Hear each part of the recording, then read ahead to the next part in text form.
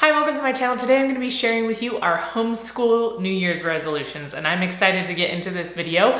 So please remember to subscribe and let's talk about resolutions. Okay, this video is an open collaboration video with Abby from Rooted in Rest and Jessica from the Waldock Way. So there'll be a playlist link down below of a whole bunch of other homeschool YouTube moms that are also posting their homeschool resolutions. So make sure you check that out. And I have just one thing to say. Well, maybe it's a long one thing to say about resolutions as we get into this.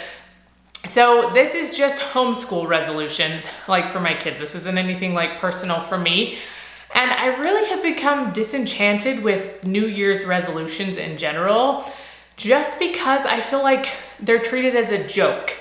You know, every time, there are people that take them seriously. There's a lot of people that put a lot of thought into it. But I feel like so many times when I hear people mention New Year's resolutions, it always comes with, well, until I break it next week or next month, or, you know, by February, these are all gonna be down the drain. And it's always with like that caveat. And they're setting themselves up for failure before they've even started their New Year's resolutions. And I just don't think that's very good. It's not good mentally. It's not a good start for your resolutions, because it just is like you're already expecting failure. I think it's good to set goals, and the new year is a good time. You know, it's a change of year, it's a start of a new month to do that.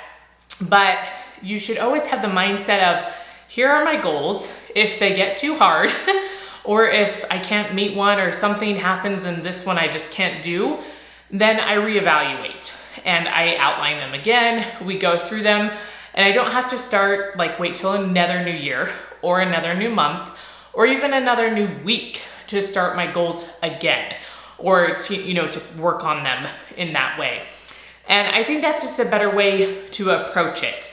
And so anytime we're making goals, it needs to be like, okay, this might get too hard and I might not be able to do it in the way I outlined, but that's okay. I just can re-outline it and we can try again. And I think that's a healthier perspective.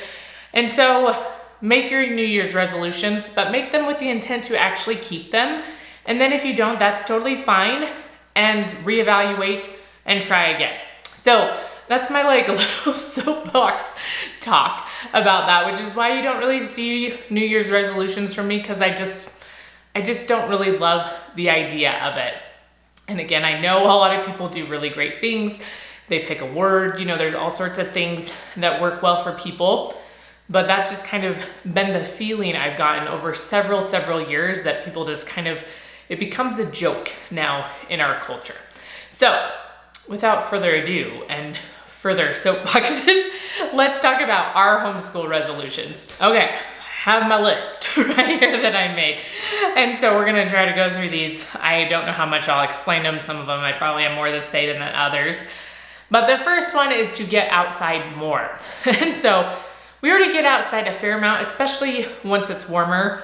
Right now it's snowy time and it gets into the teens and the 20s, and it's not always the funnest time to be outside, especially with a 1-year-old. Well, he's almost 1, and it just becomes a little bit hard to take him outside and get him all bundled up and stuff like that. But we love being outside. I'd even love to just go. We haven't really gone to parks and done schoolwork or anything like that, and I think that would be fun. Just a different change of pace for my kids, because sometimes, they just get bored being inside so much. So that's one of my goals, that I want to be out hiking more and just enjoying being outside more. Okay, the next resolution is both for me and my kids, even though I said this wasn't personal resolutions for me. This one sort of is, it's meditation. So I'm trying to work on this personally, and I'm not very good at it. It's just not something that comes naturally to me. But I'd also like to spend time in homeschool, a few minutes in the morning or something. I haven't found something that works well. If you have suggestions, or YouTube videos or podcasts, or even, just music, something, or just a few minutes where we could sit in the morning and do some sort of breathing exercise or thinking exercises, something to kind of calm down. I think that would be really good for my kids to learn, to learn how to regulate their emotions and their thoughts, and that they have that control and they can come back to that breathing and things like that. So that's one of the goals that I really want to focus on with my kids this year. Okay, the next thing is to have a few art projects available for my kids. Kids they'll come after they finish school and they're like, I'm so bored, what am I supposed to do? And I'm with Jordan Page where it's not my job to entertain my kids. Okay, it really just is not my job. And I can facilitate their learning, but if they come up to me and say they're bored, I want to just put them to work, because them saying that drives me crazy more than almost anything in my entire life. And so I think also part of that facilitating their learning would be just to we have our art cart that has painting and all that kind of stuff.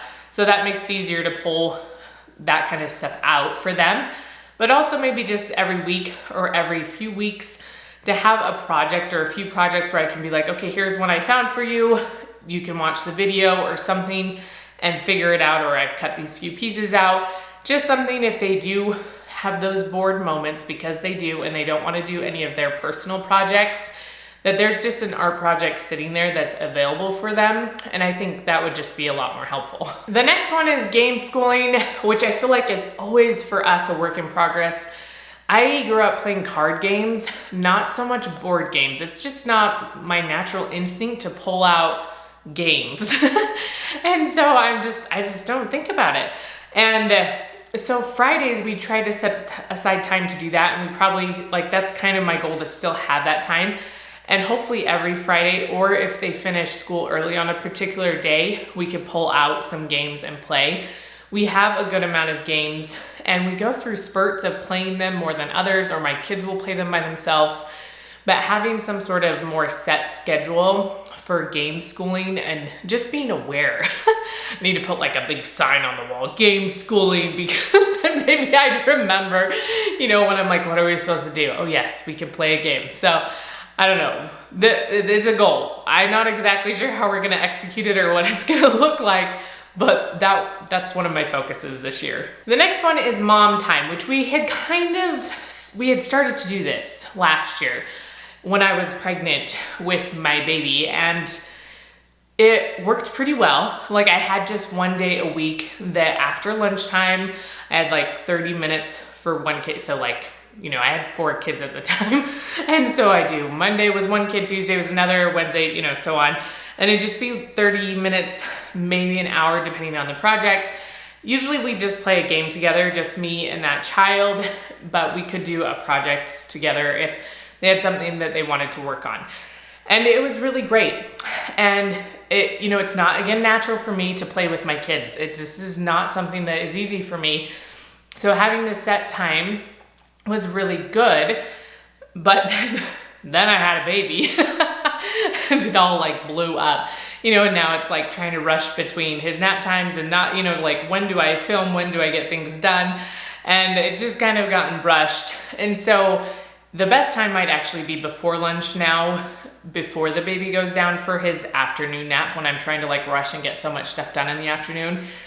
And my kids are also occupied with like their free time in the afternoon. So we'll see. So I'm thinking maybe like 11 to 11:30 or 11:30 to noon, but trying to reinstate that and be intentional about it, because my kids need it and I'm sure I need it. I don't always feel like I need it, but I'm sure I do. This one kind of goes along with the game schooling one, and the idea is to set out activities or games for the week. I feel like if they were just sitting somewhere, maybe on our desk in our homeschool room, which is that way, or even just right behind me, maybe in this bin that has books, I could put a few games, then we're more likely to use them. We'll remember to do game schooling, or some, what are they called? Sensory bins, like having some of those available, which we started to do last semester. My brain thinks it's semesters because my husband's a college professor, so that's just how I work. Anyways, and so that was working pretty well, and it was nice. Like, if my kids needed something to do, I'm like, oh, there's a sensory bin and you can play with that. So just having that stuff set out, available, will help us all remember that there's activities that they can do even while they're waiting for maybe my help with some of their schoolwork, and I'm helping someone else at the moment. They can do those things kind of in between. The next one is something I just thought of last night, and I was like, I need to add that to my list. One of my goals is to use the homeschool supplies that we have and buy very little this next year. with homeschool supplies, because we have a lot of just like extra things that are in this big bin downstairs in our storage room. And so some of it's craft supplies or building supplies, and just to pull it out, it could be part of those activities or art activities that are available for my kids. Go through the bin, go through what we have, and just set it out and let my kids create something with it. But I feel like I'm always like, oh, I need this and I need this, and I buy all these things, and we use like one of this one and one of this one, and we have so much stuff, and I'm just like, we just never use it again. And I want to try to use up what we have instead of spending tons of money on buying more stuff, if that makes sense. So that's kind of one of my goals I really want to focus on this year. So we're going to try it out. And then the last resolution is it's part of homeschool. Obviously, everything we do in our home is homeschool, but it's nighttime chores. And I'm sure people are like, that sounds super fun. So my kids have chores in the morning, but this wouldn't probably be every day. I'm not really sure. It's not completely down on paper yet, but like our kitchen table needs wiped off, or our counters, mostly after dinner. My kids are pretty good at putting their dishes in the dishwasher. Our dishwasher gets emptied in the morning, and so they can put dishes in it all day long. And so that's not necessarily a problem. They'll wash them off after dinner, put them in the dishwasher themselves, each of their own dishes. So it's not like I need someone to clean all the dishes after dinner time. It's more, I just want someone to wipe things up and it not have to always be me, and to teach them responsibility, to teach them that they're a part of that too. And so maybe it would just be 2 kids every night. You wipe the table, you wipe the counters, or maybe even the stove. Usually we clean it once a week. It could be cleaned more than that because some weeks it gets really messy. Or the sink, just some different things that they could help with. Again, I'm not really sure if you do that kind of thing. Let me know, because we don't set the table or things like that. They just have a cupboard, they grab their plates, dish up their food, and then sit down and eat, and then put their stuff in the dishwasher. So it's not like there's massive messes to clean up or massive things to do. It's just some little things that I want them to understand that they need to be a part of those things and help out. Okay, so those are our homeschool resolutions for 2023. We'll see how it goes. Again, we have to reevaluate our goals because they don't always go as planned, or we forget that we made some of those goals. And so it's good to have them where we can see them, or to remember to look at our list, make a note in a planner, or set an alarm to look at your goals so you remember what you need to do for the week. So that's kind of what we're gonna do. Hopefully it will work well. We'll see. You never know what life is gonna throw at you throughout the year. And so remember to put down some of your goals or resolutions down below, because I'd love to hear what you're doing, especially for homeschool. You can tell me any of your other goals too. But I'd love to know what you're doing for homeschool or something you're trying to work on this year. And remember to give this video a thumbs up, and I will see you next time.